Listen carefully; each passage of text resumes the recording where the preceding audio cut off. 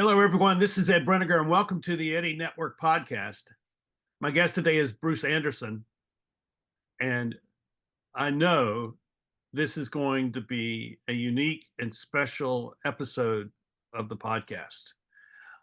Just in the few minutes that we've talked, I have heard things which I have heard come out of my mouth in the past, and it thrills me to be able to talk with someone I believe is of like mind. So welcome, Bruce, and thank you for who you are and what you bring. So what do we need to know about you? What do you need to know about me? Yeah. I live on Vashon Island, a small island in the ocean outside of Seattle, Washington. I moved here after living in Alaska for 25 years. I had kind of the traditional log cabin in the bush. I owned an island for a while just offshore from Sitka, Alaska, and did the kind of island life thing and was a commercial fisherman. And I moved down to the Seattle area and got married. And my wife and I ran an organization called Community Activators, which was trying to bring together people in communities in lots of different ways.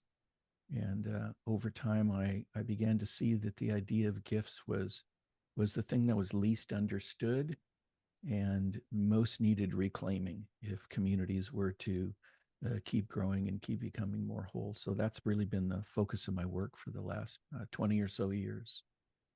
How do you define a gift? Um, well, at its most basic level, a gift is any offering that one person makes to another. And the interesting thing about gifts is probably the most famous gift saying is a gift is not a gift until it's given. There's a good bit of indigenous wisdom that from around the world that says that a gift comes into being at the moment of giving. And so I think at its most basic level that it's what one person can offer another. But another interesting thing about gifts, given that humans tend to want to think everything focuses around humans, is that um, a tree can give a gift to you.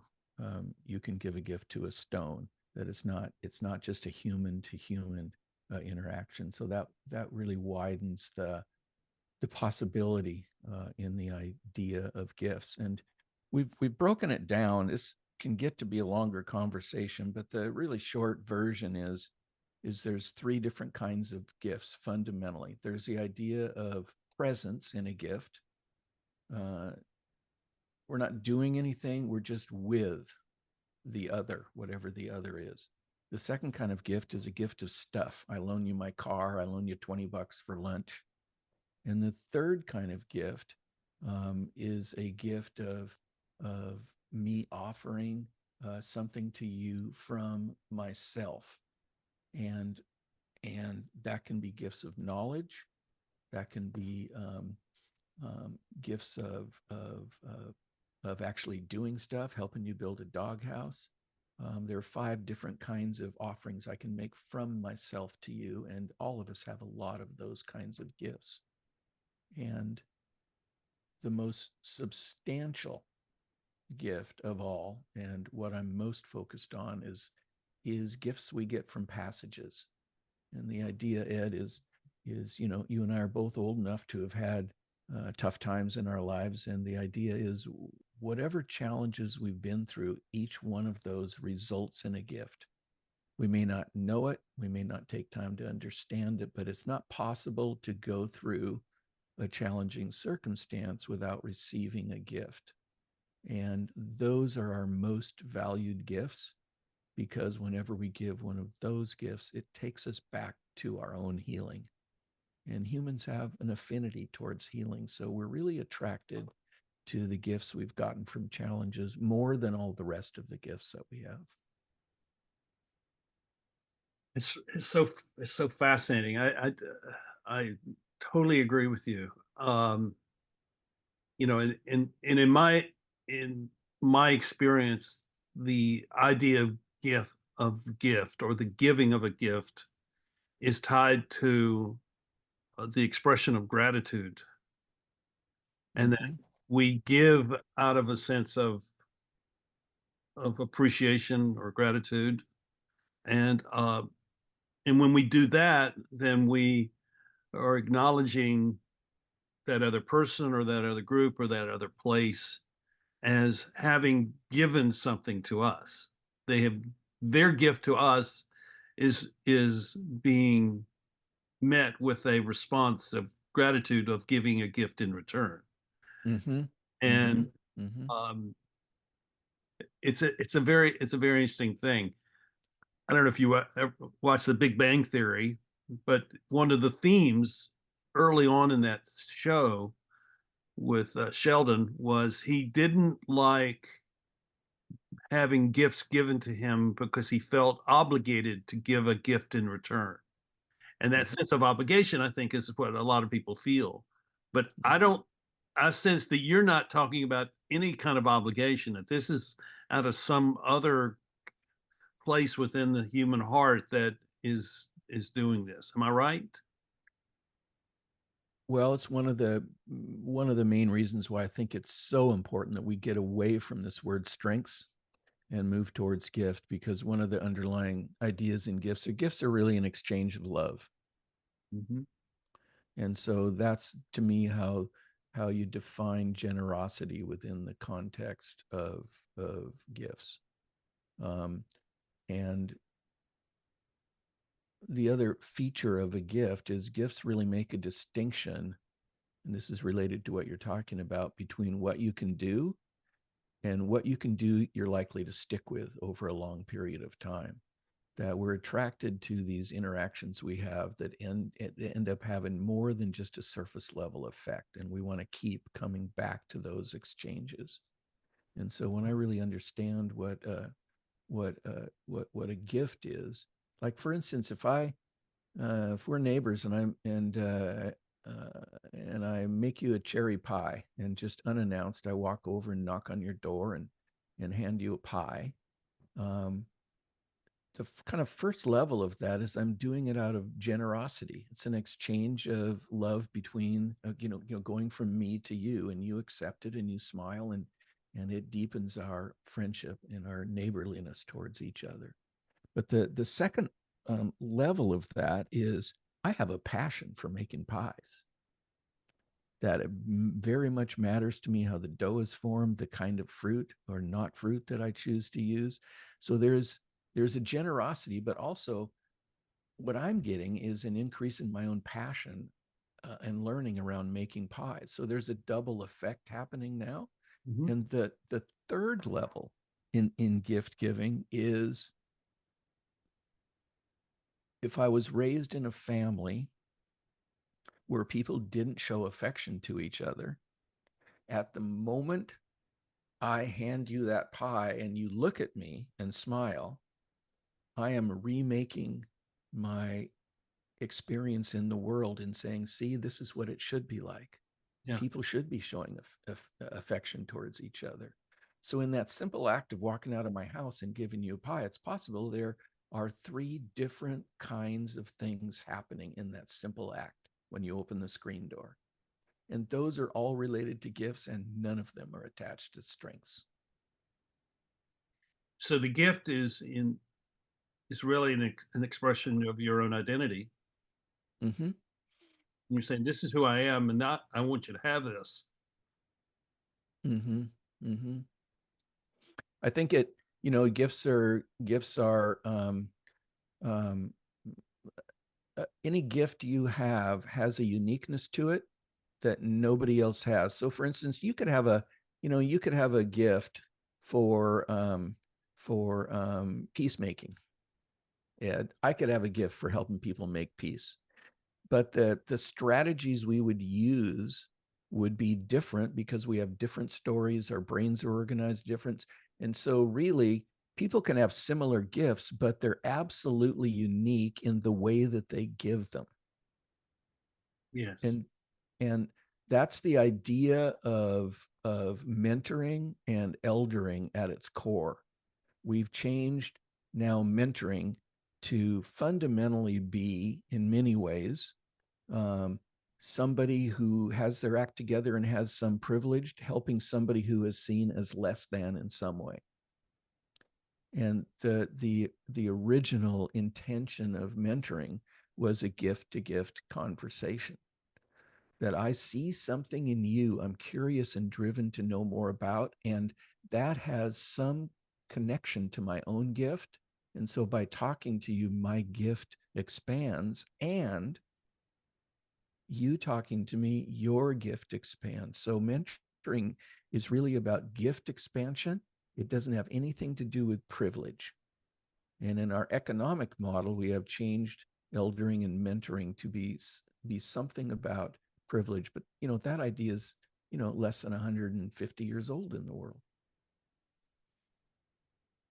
So when we, I mean, my mind is just flooded with thoughts. So let's get at the root of why. Let's talk about this thing you said about strengths and why that's such a bad thing. What, and then that'll lead us to have a better understanding of what your idea about gifts being. Okay. What's the issue there? Well, I think it's the pivotal issue where we are now in the world, because we have, as the world gets industrialized, we have, it's a well-known fact, we tend to see humans as means to production. Right. Right. So it's a well-founded, a lot of philosophical stuff written about it, a lot of leadership stuff written about it.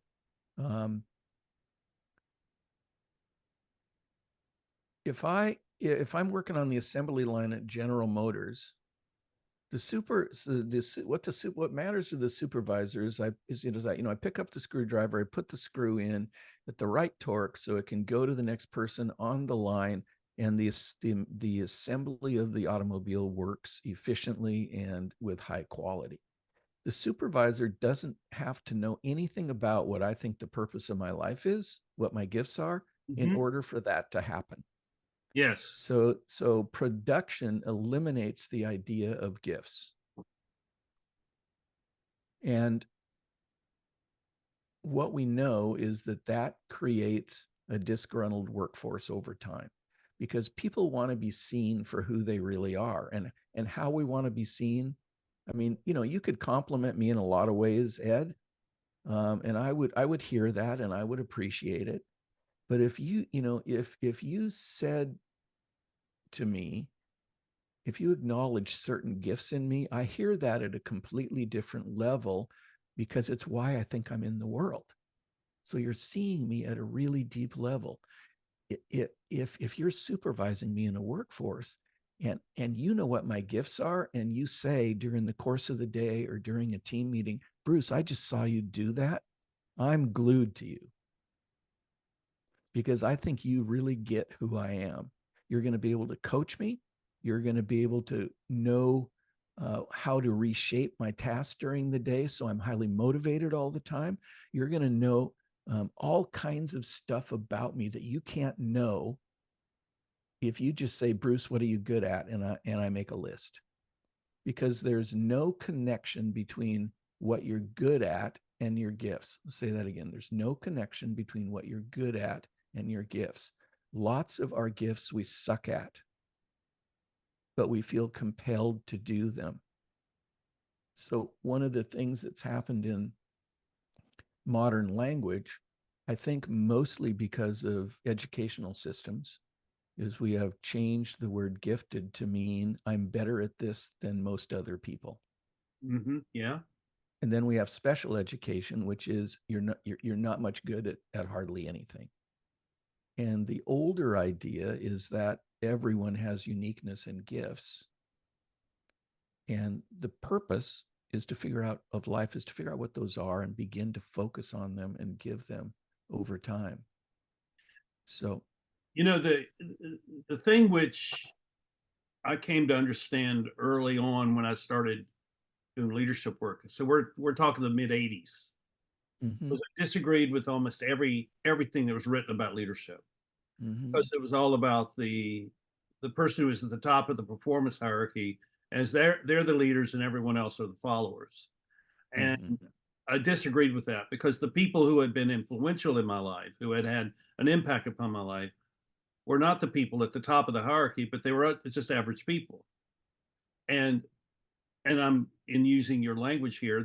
Their gifts to me was more than anything their love for me, their sense of dignity and self-respect about their own lives, Mm-hmm. Mm-hmm. that they were unwilling to play games with people, so that they had an integrity about their lives that were important. So I saw that leadership was something different, and as a result, my definition became, I see all leadership as beginning with personal initiative to create impact that makes a difference, that matters. Mm-hmm. Mm-hmm. Mm-hmm. And over time, I mean, this is a long trajectory. I began to see that the obstacle to that was the structure of modern institutions. Mm-hmm. You're Mm-hmm. describing that, but the structure of Mm-hmm. modern institutions says you have this job, we want you to perform this job. If you can't perform this job, we'll find someone else to do it. So you're treated in an not just an inhumane way, but a dehumanizing way, because in using your language here, the gifts that this person has are ignored. And so one of the things I've had begun to talk about um, with people who are in organizational leadership roles, I says, your job is no longer to direct work. Your job now is to facilitate the leadership capacities of all your people. Mm-hmm. And that means Mm-hmm. that they see themselves, using your language again, as giving the gift of their own capabilities to the company, to your clients, to one another, all those sort of things. And it doesn't necessarily flatten the structure out, but what it does is it fills that structure with energy and purpose and vitality and recognition and gratitude. Excuse me, because what has been missing has been the recognition of all these people and the work they do. Now they may recognize each other, but the people at the top are not recognizing them. Yeah. Yeah. Yeah. I, I I think, Ed, you're making a distinction for me. You're making, in the gift kind of ideology, you're making a distinction between positional authority and genuine authority. Yeah, And positional authority is, given to us. I'm the boss, and my genuine authority is my gifts and my passions. And we tend to rely, too much on positional authority as a way to maintain order and control and quality in organizations. well, I would take it one step further. That positional authority is failing at an ever accelerating consequential level. So that, and all the problems that we're facing in the world today are not accidental. They're the intentions of people who think that because they're in positions of authority, that they have the right to do whatever they really want to, and therefore they have created conflict throughout their systems, and so it's a crisis. It's a crisis of monumental levels. It's a crisis of Mm-hmm. historic levels. Mm-hmm. And so Mm-hmm. what you're talking about is not simply a good idea because it's a way for us to be more humane. It's a better way to be for us to be human. No, I think this is what you're talking about is the future, that the only future that we can have, where we can survive what we're going through now. Mm-hmm. Mm-hmm. That's the way I see this, as it's such a big and consequential thing of giving your gifts, because that's the way we are going to live with one another. Right. Right. It's really, and just to stress that this is a remembering of a cultural truth. This is not an invention of a new management paradigm, that our ancestors knew a lot about this, and we have discarded it over time as we've become industrialized. So I think the regard and respect to the people who came before us is really important in any conversation about gifts I and agree. culture building. Just to make a distinction between the kind of positional and this kind of authority you're talking about, um, and gifted, your genuine authority. There's an organization that I know was small team of people who part of the organization, who all of them have taken the time to do this thing that I mentioned, this core gift thing. What's the thing you want to make happen more than anything else in the world? Each person on the team has identified that, and it's written on the wall in the room that they meet in. And one person has a gift for structure and order, another one has a gift for peacemaking, another one has a gift for truth, all different kinds of primary purposes. And when they get to an agenda item on the meeting, they look around the room at different people's primary gifts, and they pick the person who has a primary gift most similar to the agenda item, and they're the one that lead the conversation for that agenda item. So now we've completely realigned the way that community of employees works with each other. That idea has had various iterations over time. Mm-hmm. Mm-hmm. And the one that I'm most familiar with came from Robert Greenleaf, Mm-hmm. servant leadership, who who who characterized what you just described as leadership of the first among equals. Mm-hmm.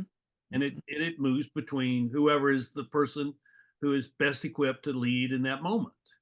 And I think that that's a fantastic way of looking at the way we should be structuring the organizational efforts that are needed in a complex modern world. Right. And that works as long as people are really clear about what this core gift is. Yes. Because there's so many ways it can go sideways. It it's it's not the thing you've been most complimented for in your life, hardly ever. It's not the thing you think you're the best at.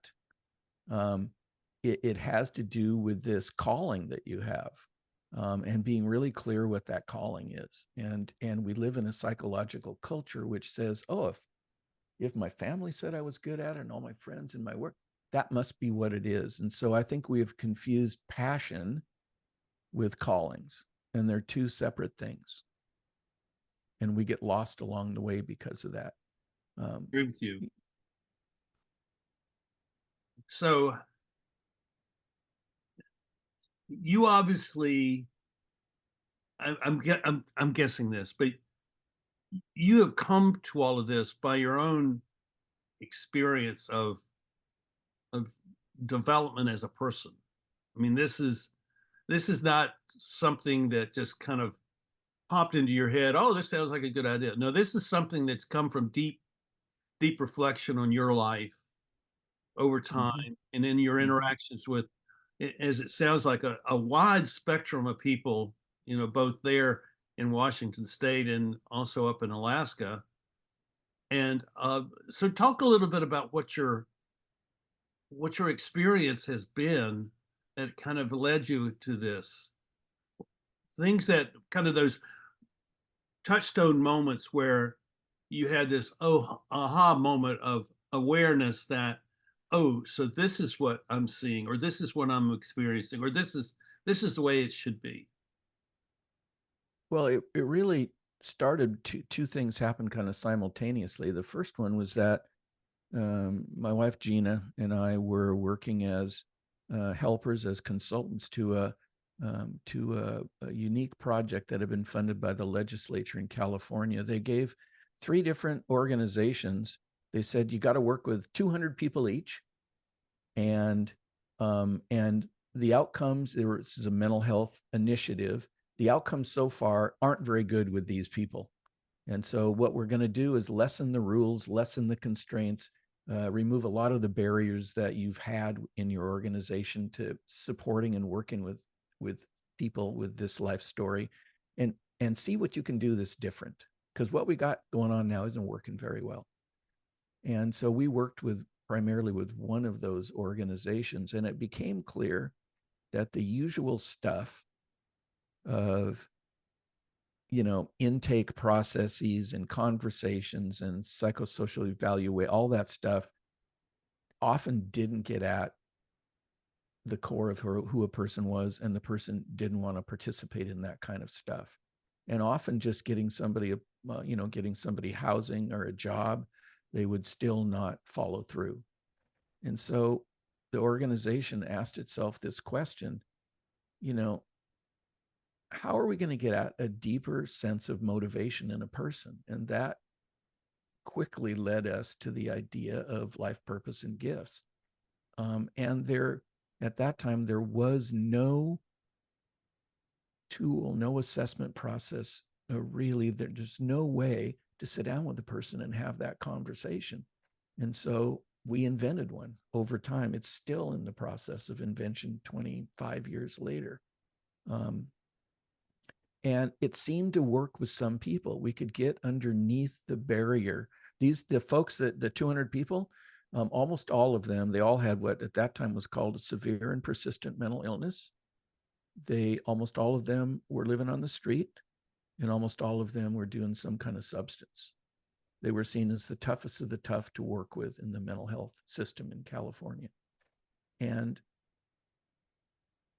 if you can help someone kind of wake up what's in their bones about the purpose of their life, that's a very compelling, energetic trigger that can wake people up and want them to be on a different path in their life. And we had this was not a panacea, but a lot of people experienced pretty dramatic change when they knew this thing, which we just created this label of core gift for. And pretty soon, the reason I'm telling you this, Ed, is pretty soon, the clinicians, the employees, they started recognizing the change, and they started saying, like, is this just a tool for our clients? What about me?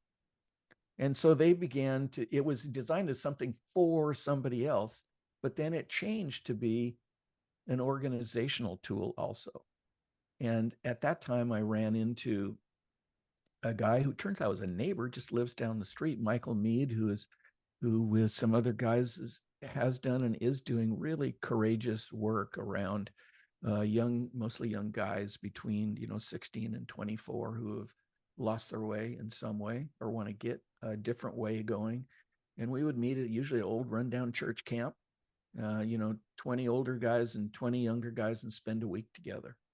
And what I learned in going to those events was that there were two triggers that seemed to really work. One was giant bonfires. If you get a big enough fire going, people have to go to it. Young men have to go to the fire. And so that worked really well. And the other thing is if you kind of drop the conversation about staying on probation, connecting with your family, going to school, and just got into the conversation, 3 of your friends have been, why in the hell are you in the world? What makes it worth it? That level of conversation, which is about essential life purpose, seemed to really have an effect a lot of the time. And, Michael and that crew are off doing still really powerful, fabulous work. mosaicvoices.org.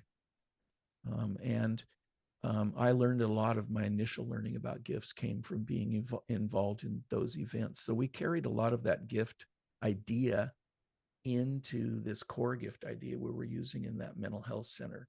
And that really evolved. And along the way, then I had to ask myself, how come I'm in the world? And, and get in that conversation with myself, and other people graciously helped me with that conversation. And I don't do anything anymore without considering that question, because it's the source of all my trouble. It's the source of all my wrongdoings, hurts, and grievances that I've caused in other people. and it's the source of my joy and happiness. Because one of the things about gifts, I was raised in a Methodist church, Ed, and the pastor talked about gifts being these beautiful things that dropped out of the sky from God, but really wasn't much more. And I didn't understand that you don't get gifts without wounds. You don't get gifts without shadows. That I have, I have a gift for imagination. And when I'm not coming out of the best of who I am, I'll try and make your ideas small. I'll intentionally frame a conversation to make my ideas better than yours, Ed. And when I'm coming out of the best part, the most loving part of myself, I'll do everything I can to bring out your imagination. And so there's this huge possibility in a gift when you know what it is to heal yourself and bring more love to the world that you can't get at with an idea of a strength. Is just so much richer. Is there a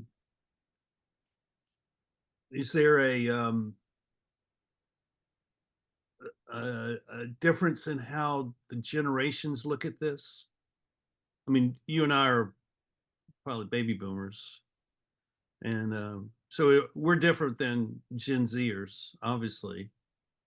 Though I Mm-hmm. find that there's a lot of commonality there. But is there a difference in how the generations look at this? Um, they see themselves differently in this regard. I don't think it's generational at all. Okay. I don't have any experience of it being generational.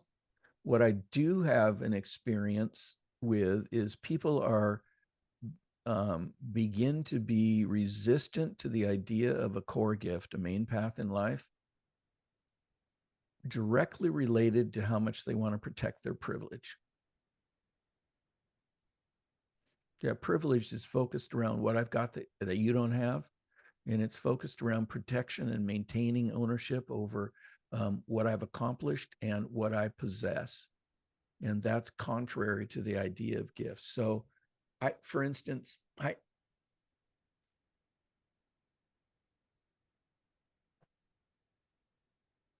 I'm not quite sure exactly how to say this, but I've had a lot of experience working with people who have, recently moved to the United States from other places in the world. And I guess we call them immigrants now.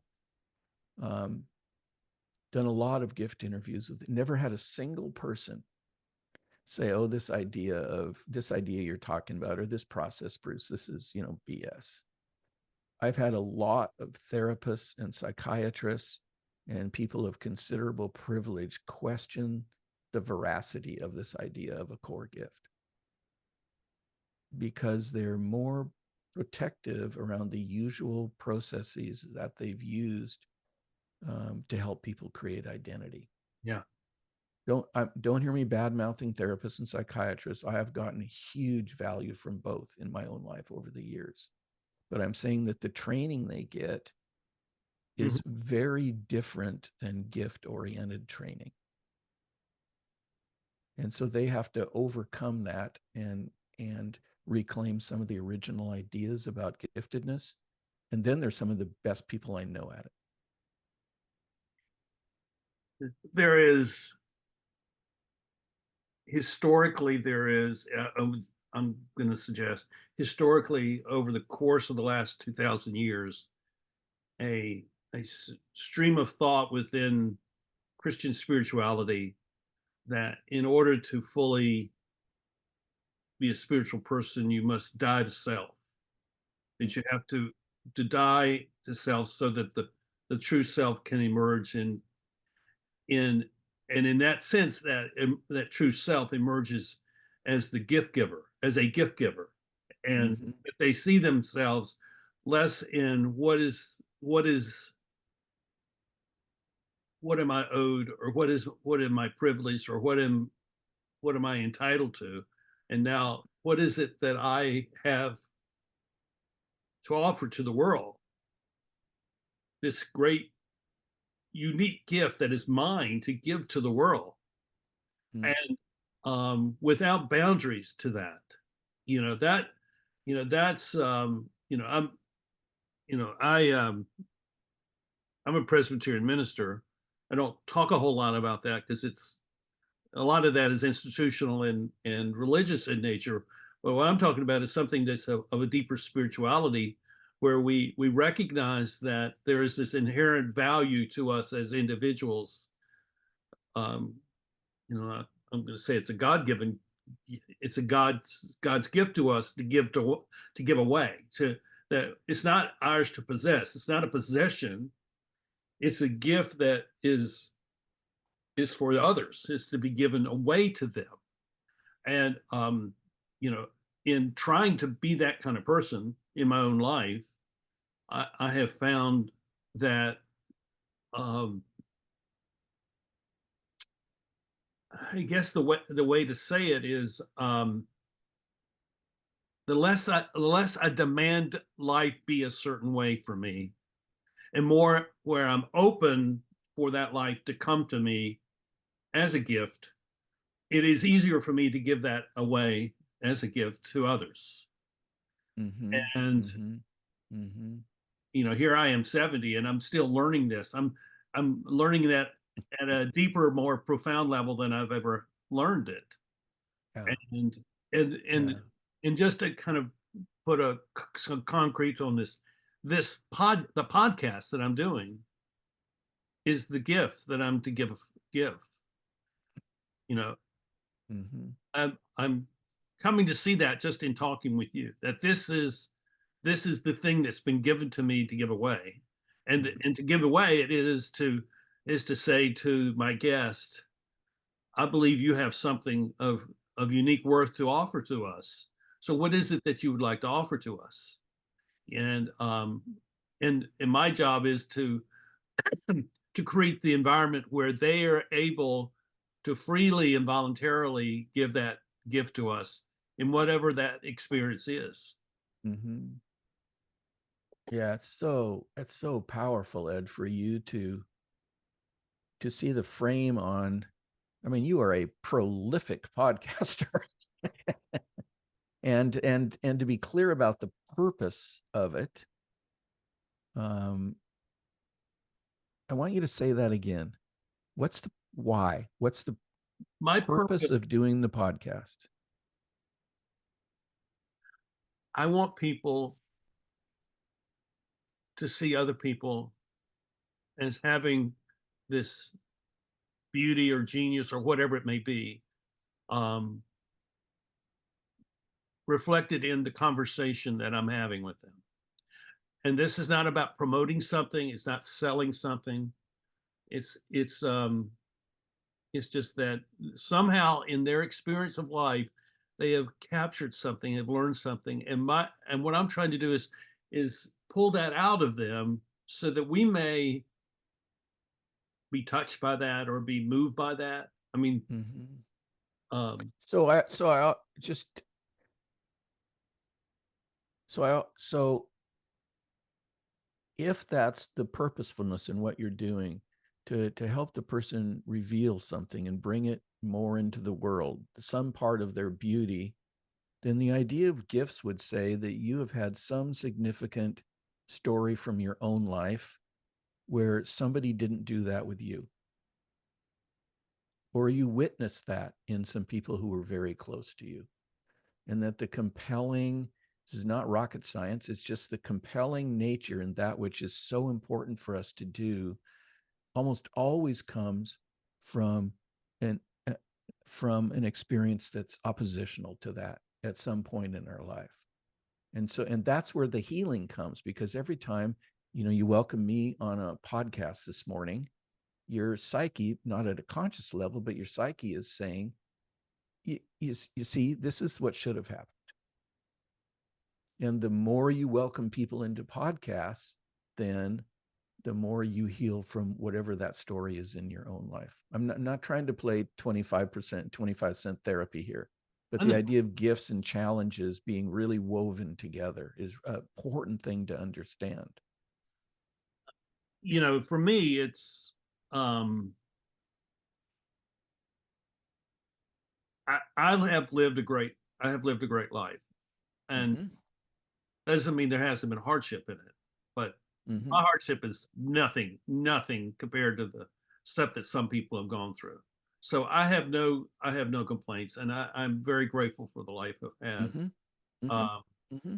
but I've also um, been in situations, maybe this is the way to say it, where it would have been really helpful in the work I was doing for someone to say, this is what you're doing well, and this is not what you're doing well, and you need to do this differently, or just to have Mm-hmm. some positive, constructive criticism would have been Mm-hmm. very Mm-hmm. helpful. And I didn't get that because I found that I was always in a position of being able to outthink everybody I was talking to. Mm-hmm. And, Yeah. and Yeah. Yeah, so that's the shadow side of that. Then you're trying to bring out people's thoughts right now. In our conversation, you're trying to do that with me. And yeah, it's the shadow side in some way of what you wouldn't let happen to you by outthinking everybody. yeah, Yeah. yeah. Yeah. Like, It's just fascinating, this idea of gifts and wounds and gifts and shadows and just how driving a force it is in our own life. and it's also out of a sense, I use the word justice with quotations. You know, I have been with in situations where the people that I cared about were treated unjustly, Mm-hmm. Mm-hmm. and um, and I recognize there was not much that could be done to change that because the culture that we were in dictated that that's what was going to happen. And Mm-hmm. you Mm-hmm. could mo you could march and you can protest, but that's not going to change it because the same shadow of a different sort, but it's the same sort of shadow on that culture was that we cannot allow ourselves to open ourselves up to this person because we don't know where that will take us. We don't know what we're going to lose, Mm-hmm. much less Mm-hmm. what we're going to gain by this. Mm-hmm. And Mm-hmm. that's the it's that sort of thing. Having witnessed that, and it's not really about me. It's really about people that I care about. Uh, Mm-hmm. I mean, my high school football coach, my senior year, I was in an all-white school growing up in the South. It was before segregation had come to the school system where I lived, and we had an African American man come to be our head football coach, and we his players. I mean, he did what you were talking about. He invited us to come to his home, and we would sit on his front porch and drink tea and talk. You know that, and he lived in the African American side of town. We lived over in the white side of town. He invited us into his world, and and he was mistreated by the culture of the Mm-hmm. school. The school Mm-hmm. was a great school and all that, but he was not appreciated because of for obvious reasons. And so Mm-hmm. I watched that, and I realized that there was this sense that there are a lot of people who will never have an opportunity to fulfill their lives because of other people who are going to put obstacles in our way because they feel some kind of threat from them. Mm-hmm. Whether that threat is real or not is a totally different thing. But the perception of that threat was there. Oh, he's an African American. He's black, so we can't let him succeed, or we can't let him have prominence. And Mm-hmm. but he had prominence over us who were his players, and so that was the kind of the initial moment for me of understanding. I think that Mm-hmm. I'm going to be a person who doesn't sit in judgment of people. Mm-hmm. Mm-hmm. I'm Mm-hmm. going to take them for who they are, and now bringing the spirituality to this, I came to realize as well that the mechanism, the kind of the mental mechanism for doing that as a Christian believer was to say, Jesus stands between me and that person, and my obligation is to see that person as Jesus sees them, whatever that means. Mm-hmm.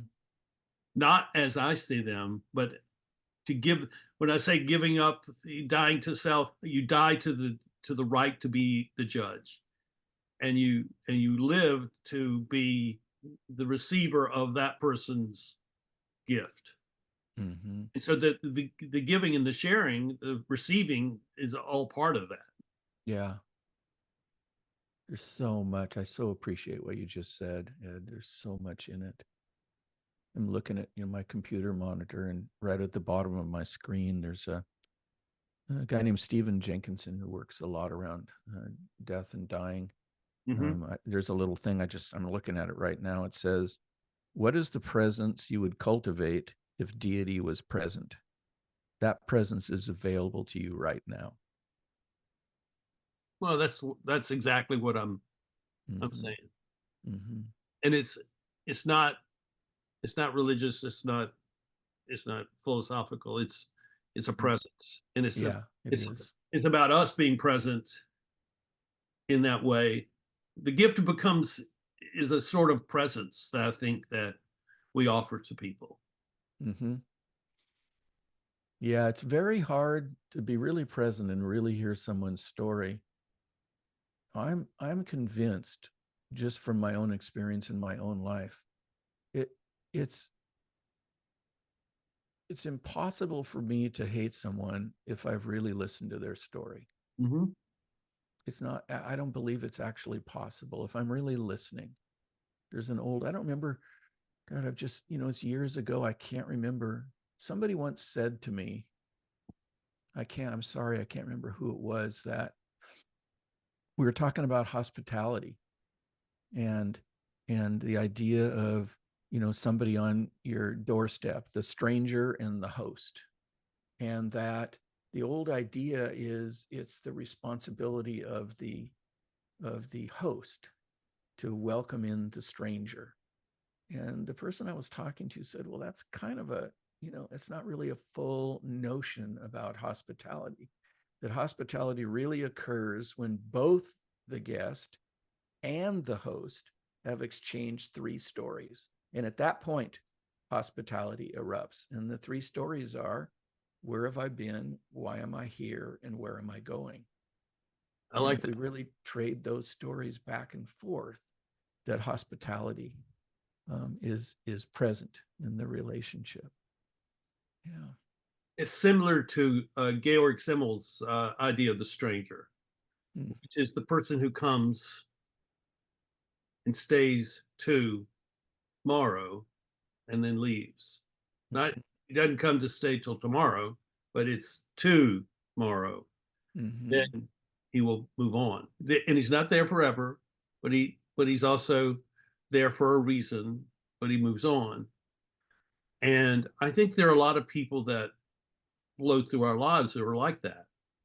That we're with them for a while, and we have our we have our encounter with one another, and then life circumstances cause us to go down different paths. Yeah. Yeah.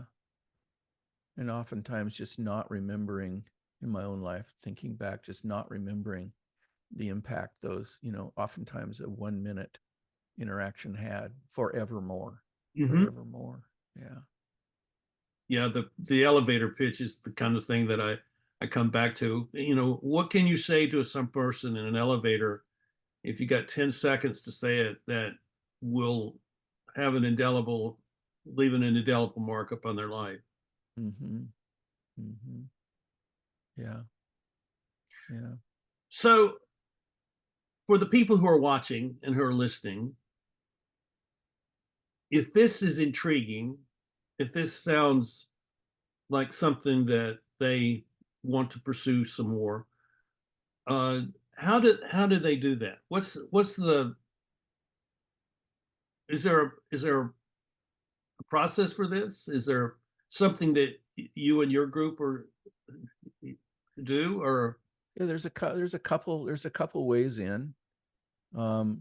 One way, our kind of our namesake, our signature is people get together with us for a couple of days and learn how to kind of the ins and outs and the little techniques around this what we call core gift discovery interview, which results in the person that you're interviewing being really clear about the main purpose of their life and the 3 or 4, we call them other gifts or sub gifts, that they're going to use in order to do that main thing. So everything kind of grows out of that. We do a gifted leadership series for leaders who want to really take in how that core gift of theirs is both harming and helping their leadership style. We have advanced kind of facilitator training around gift stuff. We have a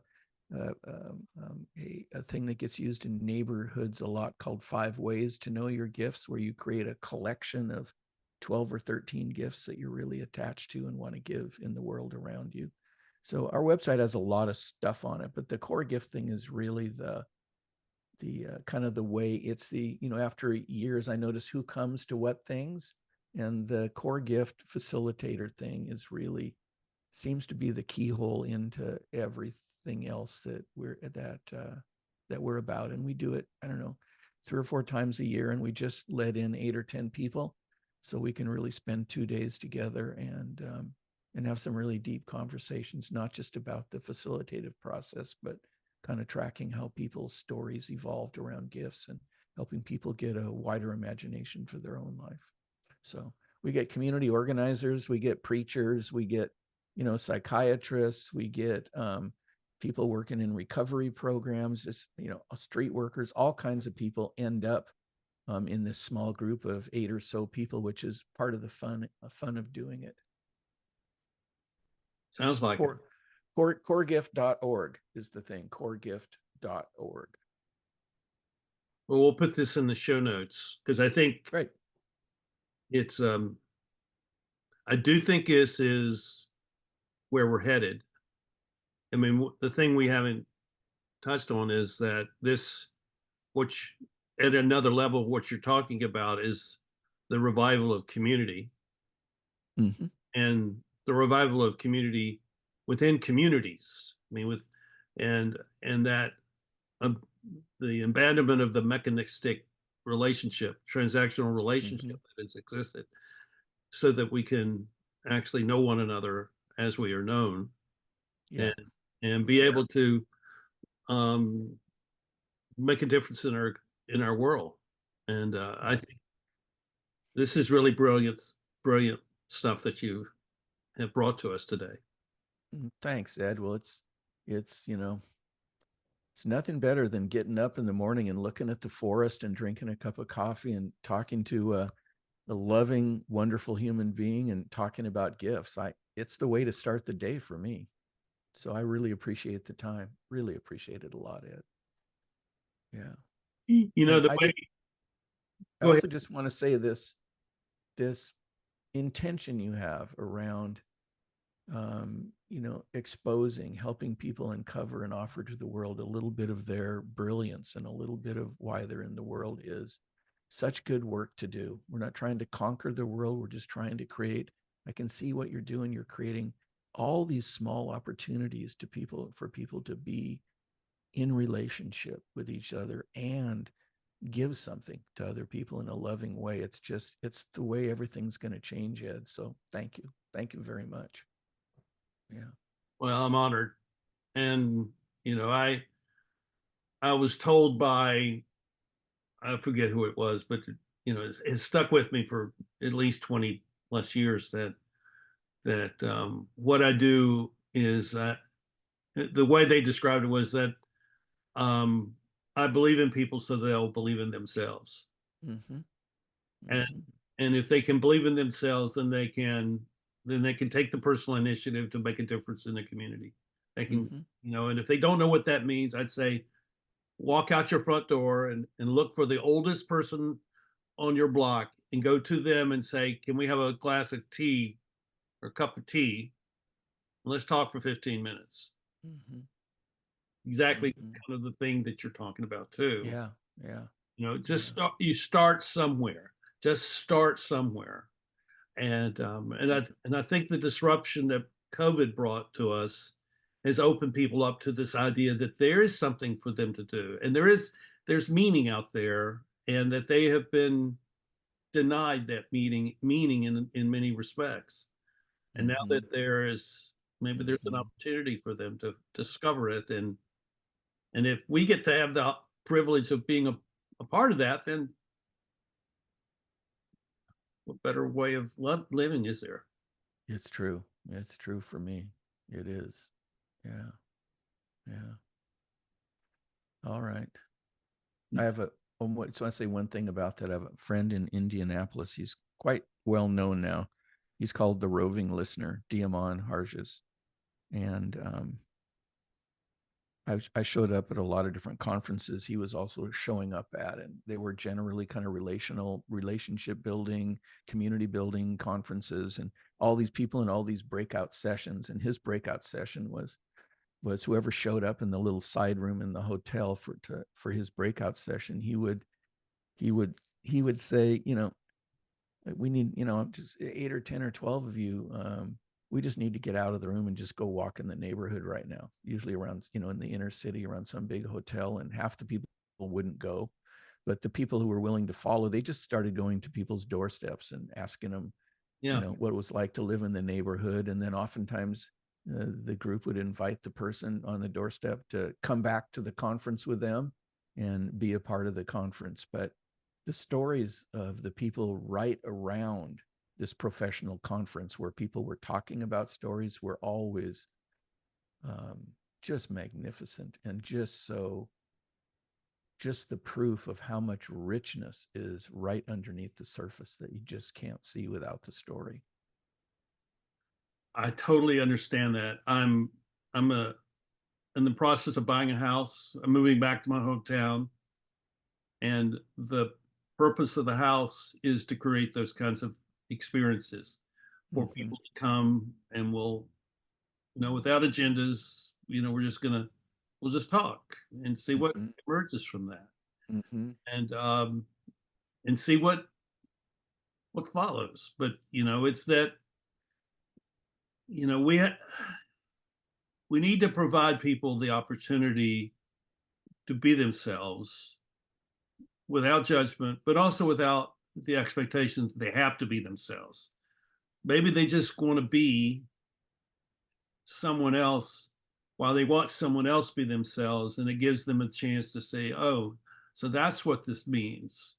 I mean, it's just giving them the freedom to become whatever it is they need to become in that moment. That's what I've learned through all this, and Mm-hmm. Mm-hmm. at the same time providing boundaries and structure and a clear sense of values as to what this is about, and so Mm-hmm. that people understand that this is not haphazard or just kind of scattered, but it is purposeful, but without it being constrained. Yeah. Yeah. Yeah. That's exactly how I see what you're doing when I've read about you. Exactly. Yeah. Don't you think people know in there's a people know in their bones how to be hospitable and welcoming? It's not something people need to, it gets shrouded over time by stories when that didn't happen, but there's a certain kind of bone level wisdom people have. People know what to do if you create the space for it. You know? I used to do a workshop. I probably should start it back again, called the Five Actions of Gratitude. Yeah. Mm, And it was, in many respects, just to get people to take some initiative to learn, go experience the type of things we're talking about. So, five actions are: say thanks every day, give back, make welcome, honor others, and create goodness. mm-hmm, And mm-hmm, if you were to measure those, not on some kind of numerical scale, but just, okay, I'm going to keep a checklist. I'm done all those five today, and I'm going to try to do all those five tomorrow. At some point, your whole mindset as to who you are and what you do will change. Mm-hmm. and Mm-hmm. all of a sudden you see that you're aware of all the things that come to you for which you should be grateful, Mm-hmm. and then Mm-hmm. you return that in terms of thanks and honor and these other kind of ethical virtues, or however you want to put them, but just a way of being with people so that they feel as you are feeling, of a type of gratitude for having Okay. been given to. Mm-hmm. So Mm-hmm. Yeah, this is a long journey that we're on. it is. It is one I'm very grateful for. Yeah, I am. I am. Well, Mm. thank you, Bruce, for being here. And I knew it was going to be great. And I think we're going to come back together again and do something more about this, because I think once people see this, they're going to say, well, that was really good. What should we do with this? And so we'll just kind of keep our ears to the ground and see what emerges as this unfolds. I look forward to it, Ed. I look forward to it. Good day to you. Thank you. And thank you, Bye. everybody, for watching here on the Eddie Network podcast. Be sure to hit the like button and subscribe. And if you have a comment, please leave it. And I'll certainly pass it on to Bruce. And we'll see you here next time on the Eddie Network podcast. Bye bye.